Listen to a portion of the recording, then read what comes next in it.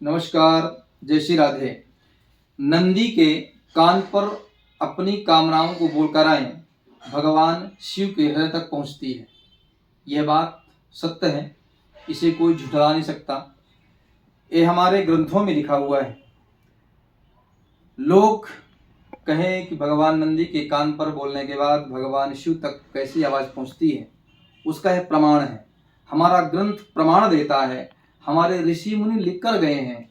हमारा शास्त्रों को पलटा कर देखिए, शास्त्रों को पढ़कर देखिए। हमारा सनातन धर्म जो है इतना नैष्ठिकता है कि आप नंदी के कान पर बोलेंगे और भगवान शिव के हृदय पर आवाज जाएगी और शिव जी उसे सुन करके आपकी कामनाओं को पूर्ति करेंगे। कैसे? मैं आपको सुंदर एक वृतांत बताना चाहता हूं। वृंदा का पति था जलंधर। वृंदा जो है हमेशा भगवान नारायण से द्वेष रखता था, भगवान शिव से द्वेष रखता था। इतना ही नहीं, जो भगवान की पूजन अर्चन वंदन करता था संतों से भी ईर्षा करता था। लेकिन जलंधर बलवान था, शक्तिशाली था। एक बार जलंधर के मन में काम आया, और जिसके अंदर काम आता है वह पाप ही करता है। काम ही पाप का कारक बन जाता है। इसलिए हमारे अंदर कामना आई, जलंधर के अंदर काम की वासना आई और शिव के दरबार पर गया, जहां शिव दरबार बैठे हुए थे। भगवान नंदी, भगवान कार्तिकेय, गजानन महाराज, भगवान भोलेनाथ ध्यानमस्त थे। जलंधर गया, तुरंत माता पार्वती का हाथ पकड़ा, खींचने लगा। कार्तिकेय ने देखा, गजानन ने देखा, गणेश जी को क्रोध आया, तुरंत उठे, लेकिन कुछ कह नहीं सकते थे क्योंकि माता पिता की आज्ञा नहीं है। गजानन जो है भगवान शिव के पास गए और शिव जी को उठाना चालू किए। पिताजी उठिए, पिताजी उठिए, उठिए।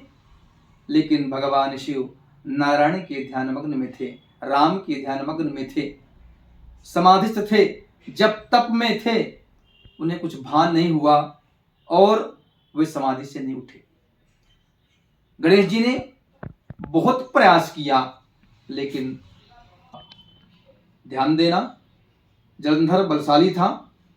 गणेश जी उसे मार सकते थे, लेकिन पिता की आज्ञा नहीं है, उसे मार नहीं सकते। मारना अपराध है, क्योंकि मातृ देवो भव, पितृदेवो भव, आचार्य देवो भव। जब तक माता पिता और आचार्य की आज्ञा ना हो तब तक ऐसा कोई कार्य नहीं करना चाहिए। भगवान शिव नहीं जगे, नहीं उठे, लेकिन सोचिए जलंधर खींचकर ले जाएगा। आंखों के देखते देखते इसे मारना पड़ेगा। फिर विचार आया, नहीं, मां भी आज्ञा नहीं कर रही, पिता भी ध्यानमग्न हैं, मार तो सकता हूं, भले ही बलशाली है। अरे, कार्तिकेय महाराज को माता पार्वती ने आज्ञा दिया तारकासुर को मारने के लिए। तारकासुर भी बहुत बड़ा बलशाली था, लेकिन तारकासुर को कार्तिकेय महाराज ने मार दिया, अंत कर दिया, उद्धार कर दिया, लेकिन आज्ञा से। और हमें आज्ञा नहीं मिली। गणेश जी प्रयासरतन रहे आए, शिव जी नहीं जागे। अंत में उनके मन में एक विचार आया।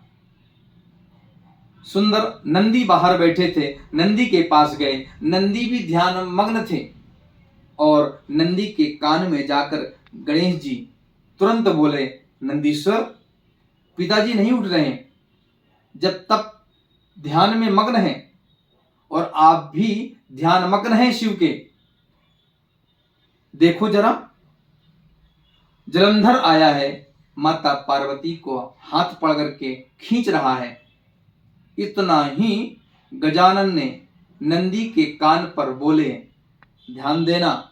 नंदी की आंख नहीं खुली, नंदी की आंख खुली ही नहीं, क्योंकि ध्यानमग्न थे। तुरंत जो है, जैसे ये शब्द गणेश जी ने नंदी के कान पर कहा, नंदीश्वर सुनिए। इतना कह करके जैसे ही कान से अपना मुख अलग किए गजानन जी नंदी से, और तुरंत भगवान शिव की नेत्र खुल गई, समाधि खुल गई। मानो ऐसा लगा कि उनको कोई जागृत कर दिया। अरे हमारा यह शास्त्र, हमारा यह ग्रंथ कहता है कि हम नंदी से, और तुरंत भगवान शिव की नेत्र खुल गई, समाधि खुल गई। मानो ऐसा लगा कि उनको कोई जागृत कर दिया। अरे हमारा यह शास्त्र, हमारा यह ग्रंथ कहता है कि हम नंदी के समीप जाएंगे तो भगवान शिव अपने आप मिल जाएंगे।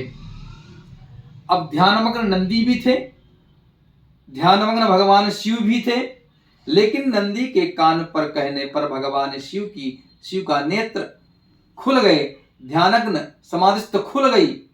और कारण यह है कि आत्मा से भगवान नंदी भी भगवान शिव का ध्यान कर रहे थे। हमारे ग्रंथ में आया है कि आत्मा त्वं गिरजामति सहचरः प्राणः शरीरं ग्रहम्, कि पूजा ते विषयोपभोग रचना निद्रा समाधिस्थितिः, संचारः पदयो प्रदक्षिण विदेश स्तोत्राणि सर्वा गिरौ, यद्यात् कर्म करोमि तत्तदखिलं शंभो तवाराधनम, भोले तवाराधनम। आत्मा से भगवान शिव की नंदी तप कर रहे थे, क्योंकि नंदी और भगवान शंकर का आत्मा रूपी डोरी से जुड़ा हुआ था। कि जैसे ही भगवान गजानन ने नंदी के कान पर कहा, भगवान शिव के हृदय पर आत्मा की डोर पर पहुंचा, और तुरंत जो है भगवान शिव जी की नेत्र खुली और वह जलंधर को भस्म कर दिया।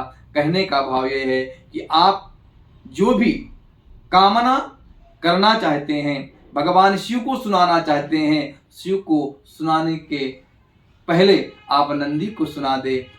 बिल्कुल नितांत सत्य मानिए, नंदी का सुनाया हुआ शब्द अपनी कामनाओं भगवान शिव तक पहुंचती है, और नंदी के द्वारा पहुंचा हुआ जो हमारी कामना है उसे भगवान शिव टाल नहीं सकते। आपकी हर कामनाओं को पूर्ति होगी। और यह महाशिवरात्रि 2023 में आप जो भी अपनी कामनाओं के साथ भगवान शिव का पूजन अर्चन वंदन करते हैं, और नंदी के कान पर जो भी आप कामनाओं को आप श्रवण कराते हैं नंदी को, तो वह निश्चित मानिए संपूर्ण रूप से वह सफल होगी, क्योंकि नंदी की आत्मा की आवाज भगवान शिव उसे नहीं टाल सकते।